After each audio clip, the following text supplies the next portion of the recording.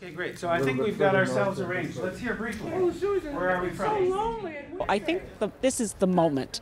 This is what we would call in Canada a Kairos moment for looking at what the contribution is to this whole question of climate change from peoples of the Arctic who live it, who have traditional knowledge, but also have spiritual understanding and vision about what this planet should look like. My name is Chief Willie Littlechild. I'm the International Chief for Treaty 6, 7, and 8 in Canada.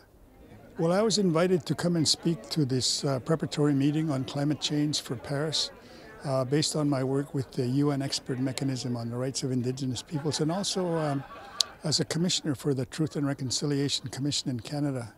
The Commission has called for action to use the declaration as a framework for reconciliation. So this opportunity for us to focus on that and then shine a light on climate change is really important.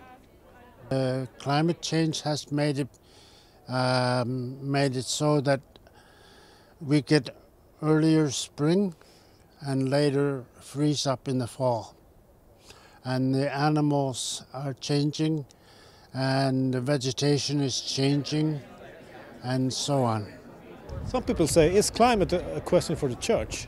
Well, I think the whole of nature is a question for the church. If we read the original Greek text, for example, of the New Testament, the scriptures tell us God loved the whole of nature that he sent his son. That's actually the Greek, God so loved the cosmos that he sent his son, not just the people, but all of nature.